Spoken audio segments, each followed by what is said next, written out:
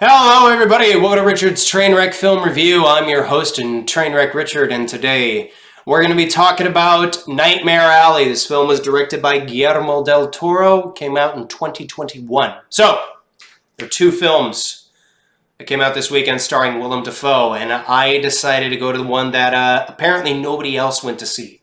We'll get into that later. A few things I want to go over here. We're going to talk about the movie. I'll also go through a little bullshit life update for anybody who fucking cares. And I also want to talk a little bit about the film's distribution and its success, or rather lack thereof, at the box office. The film itself, I went into this with almost no expectations whatsoever. I've liked Del Toro's other films. I really like Pan's Labyrinth. I enjoyed The Shape of Water. I thought Pacific Rim was good, campy, actiony, fun. Del Toro is one of those directors that I think is one of the more interesting ones as far as like big budget kind of mainstream or mainstream adjacent film releases are concerned. He has some real artistic styles and sensibilities that I really quite enjoy, and he's generally a pretty gifted storyteller. His films have kind of like a fairy tale quality to them that lends itself to a little bit of mushiness at times, depending on how, receptive you are to those sort of things. But I've generally always liked it. And I was kind of expecting that with this, and there is a bit of that to an extent. The film is very atmospheric, but it's also a lot heavier and a lot bleaker than I thought it was going to be. From the one trailer I had seen of it, I thought this was going to be like kind of like a crime thriller with maybe like some light horror elements sprinkled in, like maybe more of like a psychological horror. And I mean, really, the horror elements in this film are extremely muted. And what horrors are there are more horrors of the mind and horrors of the soul, which I wasn't really expecting, but again, I wasn't really expecting much from the marketing of this thing. The film follows Stan, who's played by Bradley Cooper, who I have to say gives a terrific performance in this film. I don't think he really gets enough credit for his acting chops, because he's really got some serious chops as an actor. And here he really shines. He really carries his character all the way through. It starts during the Great Depression. The film's essentially divided into two parts. The first part is extremely Del Toro. Like circus, carny, sideshow freak type stuff. Terrific cast from top to bottom in this thing, by the way. I didn't realize that Toni Collette was in this. I didn't even realize that Willem Dafoe was in this until I actually got to the theater. Rooney Mara is also in this. She's great. Ron Perlman shows up because I think he's like contractually obligated to show up for at least a moment in every Del Toro film. But he shows up at the beginning at this place, kind of down on his luck. Man, is just kind of looking for a job, looking for a way to make ends meet. And at the beginning of the film, he gets roped into this lifestyle, this career path where he's kind of serving for a mentalist or like a cold reading act. You know, those people who go out and they're like, I sense there's someone who's lost somebody recently, like horoscope type shit, like fucking stuff that's specific enough that people can read into it and apply it to themselves, but just vague enough that it doesn't really contradict anything about the person. And then, of course, there's some swindling going on the side where, they are relaying signals to Toni Collette on the stage as she's like doing these readings of people. And then Bradley Cooper gets involved and he realizes he's actually really good at this. And it actually sets up like a pretty compelling story. There's a little love story arc with him and Rooney Mara's character as well. And really what I got here was a really great drama that I wasn't expecting. That really the core of this film is the two primary themes of this are like, you've got like deception and self-deception on the one hand and fucking alcoholism on the other. And I gotta tell you, as a recovering alcoholic, 5 years sober, baby. 5 years sober, baby. Woo! Found much better drugs in the meantime. Don't worry, I'm not fucking straight edge. but as somebody who's been there and been through that and knows what's on the other side of that and kind of what lurks on the inside of every alcoholic, I was really surprised by the authenticity of the film's portrayal of alcoholism and Bradley Cooper's depiction of it and his character. He really nails it. I think a lot of people think of alcoholism as this thing that, you know, like alcoholics are just drunk all the time, or, you know, that it's very obvious and apparent, but a lot of the time it's really not. In a lot of ways, a lot of times it's very insidious. It's just under the surface. It comes through in little turns of phrase and little hints of body language that just don't quite add up. And from the beginning, you can tell that that Stan has a history with alcohol that maybe he's really not willing to open up to or admit, and that he also has a bit of a darker past as well that he's not willing to own up to or admit to as well.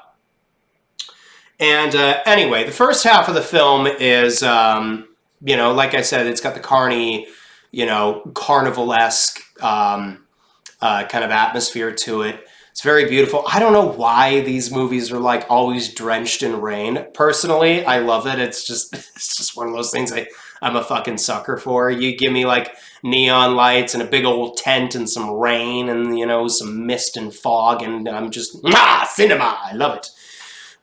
So I really dug the first half, but the second half, it pivots into like a noir where Bradley Cooper Stan, I guess I should say, runs away with Rooney Mara's character, and they have their own mentalist, you know, cold reading act that they do in an upscale hotel in Chicago twice a night. They sell out, and they make a ton of money doing it. And then he kind of takes it one step further and uses it to manipulate people, specifically wealthy people, people of the upper class or people in positions of power, to kind of give them a sense of false hope, to make them think that he can actually speak to the dead and their loved ones, and find a way to, you know, squeeze some more money out of them.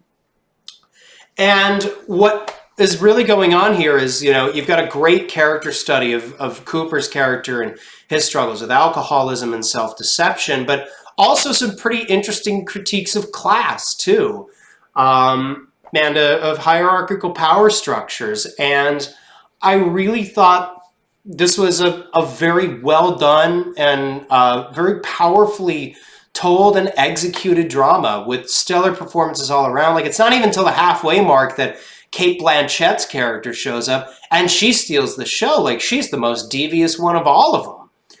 And I don't want to get too much into spoilers here, because I do think that if any of this sounds interesting to you, if you're looking for like a dark drama with a really great period setting, beautiful photography and camera work, great costumes and sets, and just a star-studded cast from top to bottom, I mean, you can't go wrong with this. It's long, but the storytelling is rich, and it doesn't feel redundant in the way that a lot of longer films these days tend to. Like, it doesn't, like one of my problems that I had with Joker, in addition to the fact that it's just, you know, like politically it's so muddled and it's just kind of fucking garbage. Sorry, if you like Joker, I get it. There are things I really like about Joker, and the things really stop and start with like Joaquin Phoenix and like the production and the set design I think is good, but I think the script is kind of a mess. The script here is really solid. It's tight.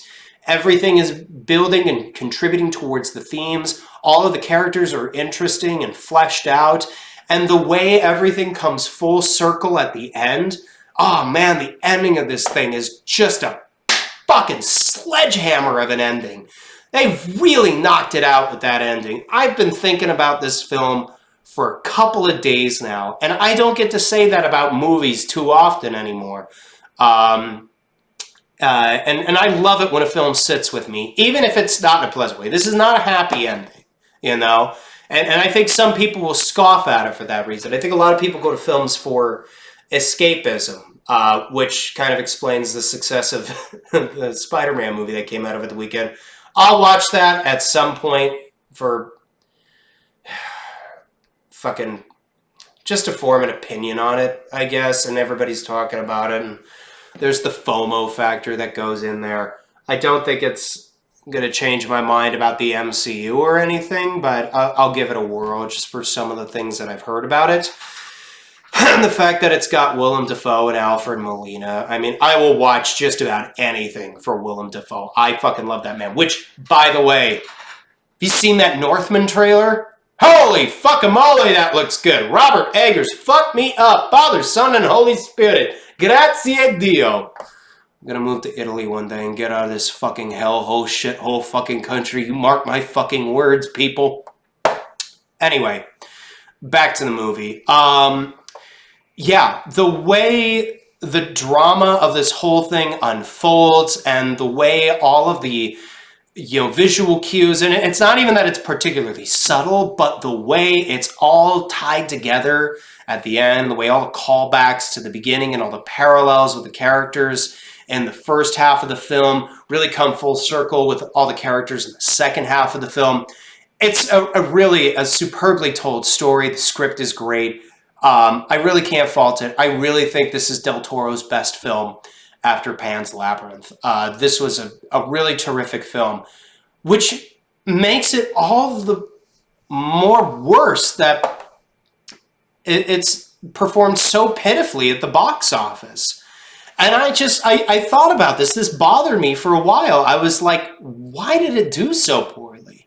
Well, the most obvious reason, one, is that it released the same weekend as SpiderMan. That was the nail in the fucking coffin right there. It didn't stand a chance at that point. There was so much hype around this SpiderMan movie and everything going into it that, of course, that's all anyone was going to be talking about for the weekend. But then I'm thinking, like, okay, even putting that aside, one, why would anyone give this thing a wide release the same weekend as SpiderMan? Two, when I talk to people about this movie, everyone I talked to either didn't know that this movie existed or didn't know that it was coming out this weekend. So that seems like a major failure of the marketing right there. And three, even if the marketing was bad, how did it, considering the pedigree of this thing, I mean, Del Toro is just coming off a Best Picture win with The Shape of Water. Did he win Best Director for that? I'm not sure. My memory's a little fuzzy on that. I know it won Best Picture, though. He's a prestigious filmmaker, Oscar winner, for that film. It's got, like I said, just a terrific cast from top to bottom. And you look at this thing, you look at the sets, you look at the costumes, and it's abundantly clear that a good deal of money was dumped into this thing. Like, this wasn't just some fucking like vanity project that they just, wanted to sweep under the rug. So what happened here? And then I do a little Google search, and wouldn't you fucking know it, the distribution company for Nightmare Alley is Searchlight Pictures, formerly a subsidiary of Fox, but after the buyout, now a subsidiary of the Walt Disney Corporation, which means that Disney didn't really want this thing to succeed in the first place, and they just buried it under Spider-Man. And you know what? As much shit as guys like Martin Scorsese and Ridley Scott get for saying that superhero films are the death of cinema and all that, people are like, no, you can enjoy both. Look, you can enjoy both. There's superhero movies that I like. There's certain MCU movies that I like. I actually really quite liked that James Gunn The Suicide Squad movie that came out this year. Like, I actually thought that was a pretty solid fucking flick. But I do think that there's a trend, and apparently the same thing happened with The Last Duel earlier this year. I think that was a Searchlight film as well. That was like a $100 million epic from Ridley Scott that, if it had been marketed differently and come out at a different time, probably would have made its money back and then some, but was just fucking buried at the box office. Probably because Disney doesn't want these kinds of movies to succeed. And you can say that I'm wearing a tinfoil hat, and maybe I am. Really, I've just got so much fucking hair up here that maybe it's just like solidifying into tin or something. But I don't think it's any coincidence that this thing comes out the same weekend as maybe the most hyped movie of the year and gets completely ignored as a result.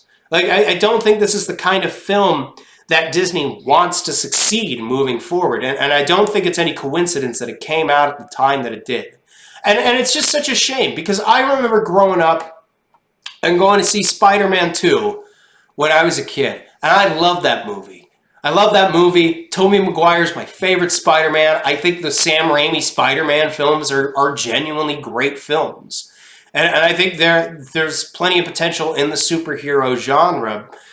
My problem with, like, you know, Disney and, you know, the Star Wars universe and the Marvel Cinematic Universe is that it's approached as a product first and a work of art second. And because of that, it's always going to suffer on some level. It can never be its own thing that stands on its own. It's got to tie into all these different movies and all these different spin-offs, and it has to lead into all these different things. And you could be like, oh, it's intertextuality and thematically rich. I would say it's just a way to milk you of more fucking money.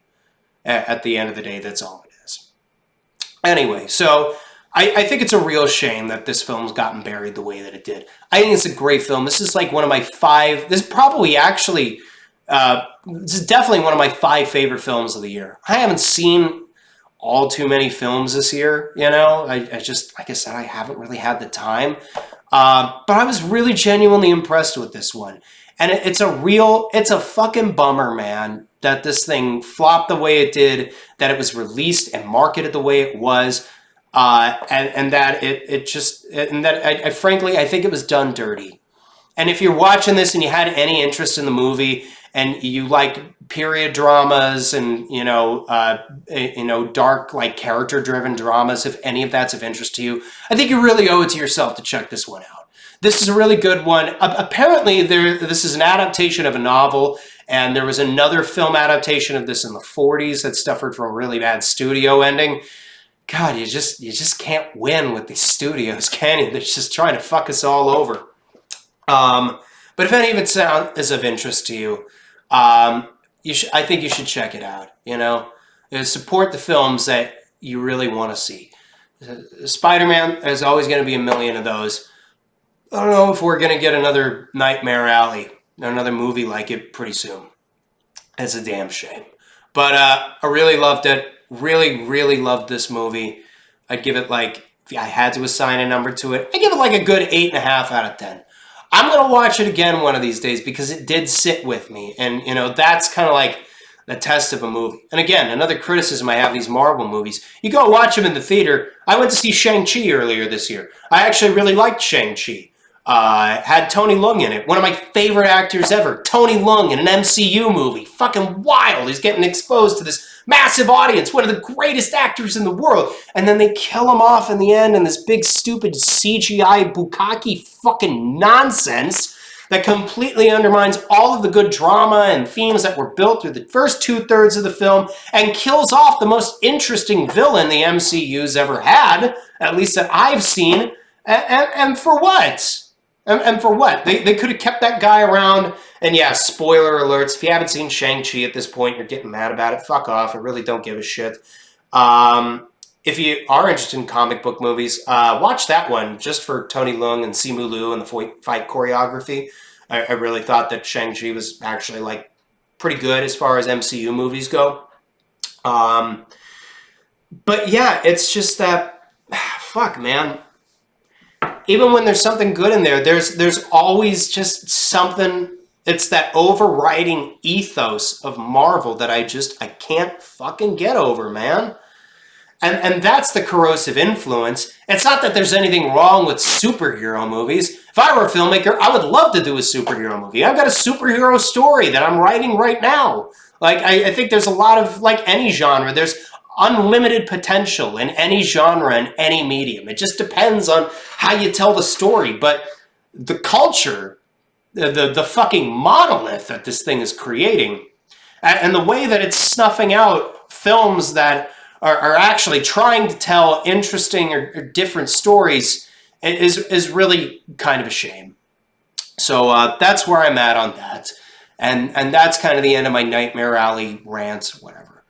Anyway, if you've made it this long and you haven't gotten tired of me yet, thanks for listening to my bullshit. Like I said, I'm in a bathrobe. I just got home from the gym. I should really take a shower. I'm kind of... Ooh. Not a pleasant smell. Not a pleasant smell at all. Leg day today. Leg day! Leg day, motherfuckers! Got that fucking muscle milk. Get the protein. Build it. Build the fucking muscle, baby. I'm turning into a fucking meathead. Anyway, quick life update. So, I know I said I was going to be a lot more consistent with these uploads. I really am going to try to do that now. Things got kind of crazy there for a while. Not too long after the last film review that I did, I got a girlfriend, which is fucking wild. I'm pretty sure I was just talking about how I hadn't gotten laid in fucking forever in like the last film review that I did. And then sure enough, it's funny how life ends up working out like that. And also, I had a major project at work. I was taking up a ton of my time. Launched a new software CRM platform across the whole company. Thankfully, a lot of the dust has settled from that. Things are in a good position there. Things are in a good position at the company. Things are going well with my girlfriend, and we're kind of over that initial 2-3 month stage where all you want to do is spend time with each other. And I think it's important in a relationship to take time to yourself sometimes. And for me, that means reading, writing, watching movies, and posting stupid profanity film rants about films that nobody's fucking seen, and the corrosive influences of Marvel and Disney on contemporary film culture. So I am going to try to do this more often. I know I say that. But hey, this is a lot longer than my last hiatus, which lasted like 5 or 6 fucking years, or however long that was. So really hope you guys will stick with me. I've actually gotten some views on it. And I'm not even doing this for views or anything. I'm doing this because I find it kind of fun. I find it kind of therapeutic. And if you guys like listening to my bullshit, even if you're just like, look at that motherfucker, he's got really big red lips. Yes, I do. It's fucking winter in Michigan. Oh my God, look who jumped up. Look who jumped up. It's Oliver. Where you going, buddy? Hey. Hello. You have anything you'd like to say to the camera? Anything at all? Apparently not. Yes, work it. There you go, buddy. There you go. Look at him. Look at the chunk. He weighs 20 pounds. I'm not even kidding. He's a monstrous fucking cat. Huge, thick fucking boy. Love that cat so much. Anyway, thanks for tuning in. Thanks for watching. I'll be back with more soon. I still haven't figured out a sign off for this shit. So, what am I saying now? Fuck. I promise I'll get better at this. Thanks for tuning in. See you guys. Peace.